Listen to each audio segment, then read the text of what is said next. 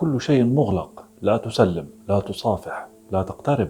إجراءات صارمة عصفت بالاقتصاد وبكل ما اعتدنا عليه منذ أن ولدنا. هل اللقاح آمن؟ ما هي أعراضه الجانبية؟ ما هي تكلفة اللقاح؟ ما هو اللقاح الأفضل المثبت علميا؟ ما هو عيب كل لقاح؟ لماذا يتردد أغلب الناس في الموافقة على اللقاح؟ هل سيصبح اللقاح إجباريا؟ هل صحيح أن هناك مؤامرة لزرع جسيمات النانو التي تعطي تقريرا لشركات الأدوية عن مكانك وتصرفاتك وتفكيرك وتستطيع القضاء عليك إن أرادت؟ أهلا بكم في الأناقة الفكرية، أنا الدكتور محمود بحيص.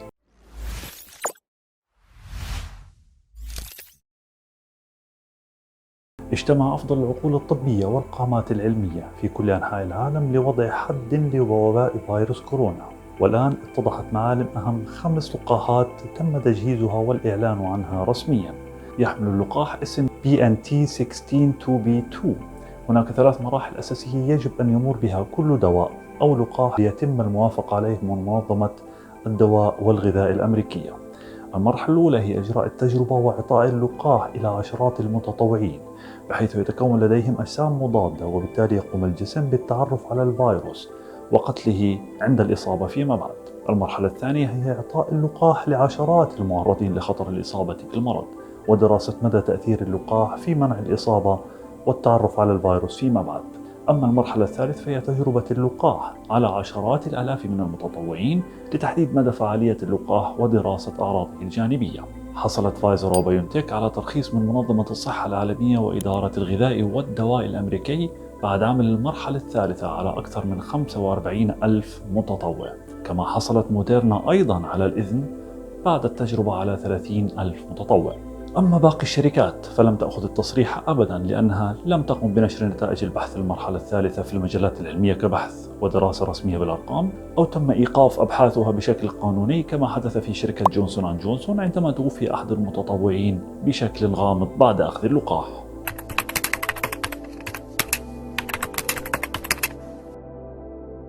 إليكم المقارنة الشاملة بين اللقاحات عموما. فايزر وبايونتك. فايزر هي شركة أدوية وأبحاث أمريكية، أما بايونتك فهي شركة ألمانية تقوم بتطوير وتصنيع أدوية ولقاحات لتقوية الجهاز المناعي للإنسان. وقعت عقودا كثيرة لتزويد الاتحاد الأوروبي ب 300 مليون جرعة من اللقاح، 30 مليون جرعة للمملكة المتحدة، و100 مليون جرعة للولايات المتحدة، و120 مليون جرعة لليابان. أثبت اللقاح فعاليته بنسبة 95%. لقاح فايزر يتكون من جسيمات نانونية دهنية تحيط بشريط من الحمض النووي الريبوزي المسمى mRNA الذي استخلصه العلماء من الفيروس. الحمض النووي الريبوزي أو المرسال بالإنجليزية يسمى ماسنجر RNA ويرمز له mRNA، وعبارة عن جزيء من الحمض النووي الذي يحمل الشفرة الجينية ويتم تصنيعه في نواة الخلية عن طريق النسخ الوراثي. عندما يخرج من النواة إلى جسم الخلية ليلتقي بالرايبوزوم الذي يترجم الشفرة الجينية إلى بروتينات، ومنها البروتينات المشابهة للبروتينات الموجودة على سطح فيروس كورونا ليتعرف عليه الجسم، ويقوم بقتل كل خلية تحمل هذا النوع من البروتينات الشائكة التي تسمى سبايكس التي تتواجد على سطح خلية فيروس كورونا، وبذلك يقوم بقتل كل خلية موجود عليها هذا النوع من البروتينات. يتعرف الجهاز المناعي على أجزاء اللقاح كمواد غريبة ويحطمها ويتذكرها. عندما تهاجم النسخة السامة منها الجسم يتعرف على بروتينات الغلاف الفيروسي، وهذا يعتبر تجهيز للاستجابة. الجديد هنا أن التقنية المستخدمة في لقاح فايزر جديدة كليا ولم يتم استخدامها سابقا مع البشر، وهو الأمر الذي أثار الجدل وفتح الباب بمصراعيه أمام أنصار نظريات المؤامرة. اللقاح آمن جدا ولا توجد أي أعراض خطيرة له. التأثيرات الجانبية بسيطة، ألم في منطقة الحقن، وارتفاع بسيط جدا في درجات الحرارة. يحفظ في درجة حرارة تصل إلى 70 مئوية تحت الصفر. يحفظ في الثلاجة لمدة 5 أيام فقط، مما يصعب نقله والاحتفاظ به. سعر اللقاح تقريبا $20. تكلفة تطعيم الشخص الواحد هي $40. وبحسب التجارب السريرية يعمل لقاح فايزر بشكل جيد في الأشخاص الأكبر سنا والأكثر ضعفا، إلا أن المشكلة الرئيسية التي يتعين على شركة فايزر التغلب عليها تتمثل في كيفية تخزين اللقاح بشكل عام. لقاح موديرنا. موديرنا هي شركة أبحاث علمية أمريكية. أثبت اللقاح فعاليته بنسبة 94.5%. يعتبر لقاح موديرنا من أكثر اللقاحات نجاعة، فلا يشير لقاح الشركة الأمريكية إلى عودة محتملة إلى الحياة الطبيعية فحسب، بل يشير أيضا إلى اختراق طبي باهر. يعتمد لقاح موديرنا أيضا على نفس تقنية فايزر وهي ماسنجر RNA، وبذلك يتم إنتاج جزء بسيط من الفيروس الذي يسبب كوفيد-19 والذي بدوره يحفز الاستجابة المناعية.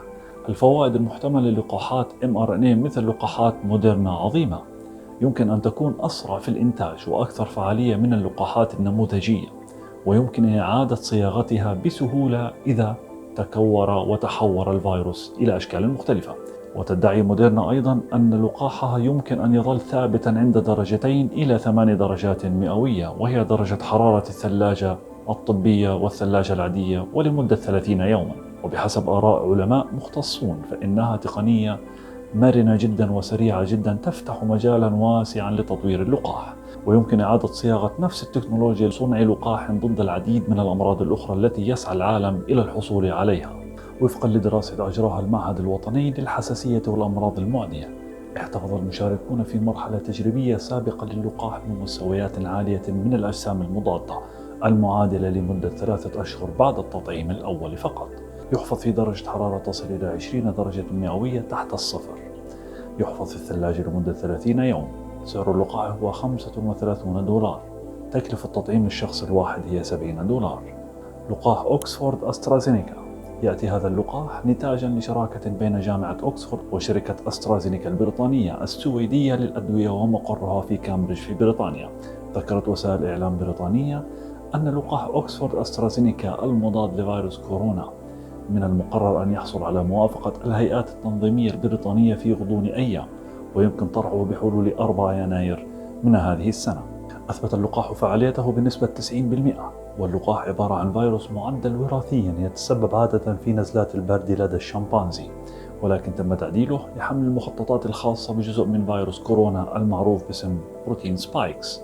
عندما يدخل اللقاح إلى الجسم فإنه يستخدم هذا الرمز الجيني لإنتاج بروتين السطحي لفيروس التاجي، مما يؤدي إلى استجابة تهيئ الجهاز المناعي لمحاربة الفيروس التاجي في حالة الإصابة.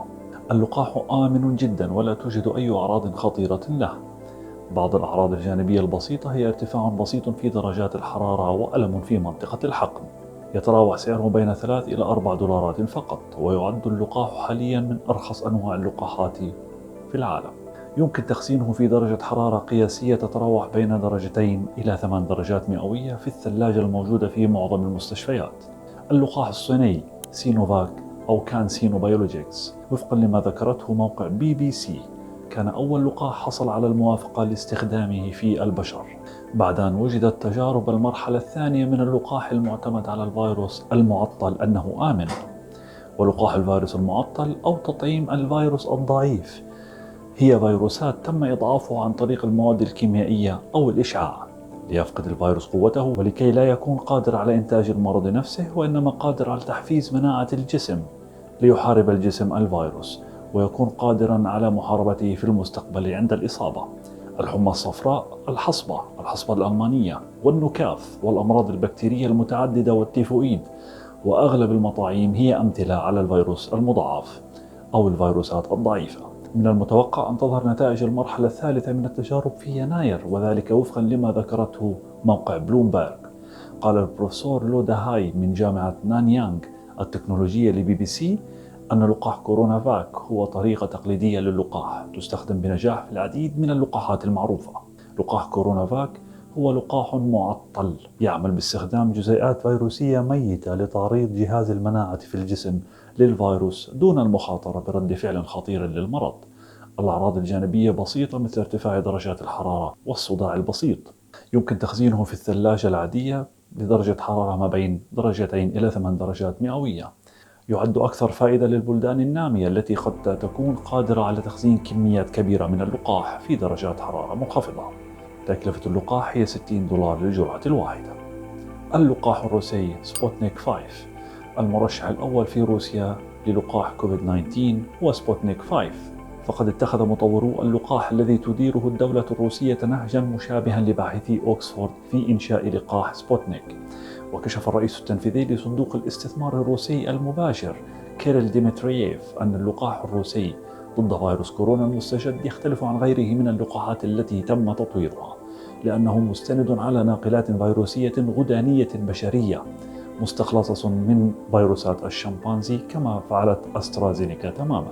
وقال الباحث كيريل ديمترييف وهو عالم مختص بالأوبئة واللقاحات: ما هو مهم بشأن ناقلات الفيروسات للبشرية هذه هو أنها تأتي من فيروسات بشرية نموذجية تم دراستها بشكل معقد وهي مختلفة تماما عن تقنيات mRNA، وبذلك فهي آمنة أكثر.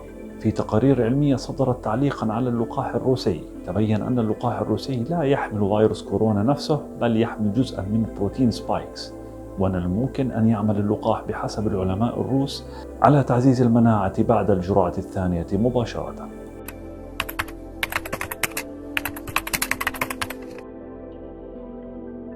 ويمكن أن نلخص موضوع اللقاح في عدة نقاط. أفضل أنواع اللقاح هي فايزر بايونتك وموديرنا لما لها من فعالية عالية تصل إلى 95%، بالإضافة إلى أنها شركات شفافة قامت بنشر مراحل التطعيم الثلاثة في المجلات العلمية وبشكل واضح وصريح.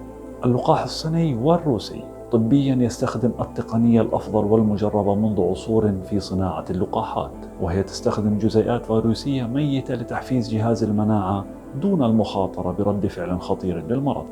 أهم عيب في الشركات الصينية والروسية أنها تحاول إبقاء نتائج المرحلة الثالثة مبهمة برغم أنها وعدت بالنتائج مبكرة في 2021. نظرية المؤامرة هي من وحي خيال من كثر وقت فراغه وجلس يتسامر مع أصدقائه ليلا مستخدما موضوع المؤامرة وتقنية النانو الخبيثة وإمكانية قضاء الغرب علينا بلمحة. على فكرة، كل دولة لها اتفاقياتها مع شركات الأدوية المختلفة، وبالتالي فإنك لن تستطيع أن تختار نوع اللقاح الذي تريد. تقدم لك وزارة الصحة الخاصة ببلدك نوعا معينا من اللقاح وأنت ملزم بأخذ الجرعة المخصصة لك. سوف يصبح اللقاح إجباريا في غضون أشهر، فأنت لن تستطيع أن تقدم أي معاملة حكومية أو بنكية أو تجارية دون أن تكون قد أخذت اللقاح المخصص لك. بالنسبة لتجربتي الشخصية، أنا أسكن في إسطنبول وتلقيت الجرعة الصينية سينوفاك لأن الدولة التركية ببساطة فضلت اللقاح التقليدي على غيره. لم أشعر بأي أعراض جانبية إلى الآن، بنظري لأن اللقاح يقي من الإصابة حتى لو كانت النسبة ضئيلة. يجب عليك أن تلقح نفسك.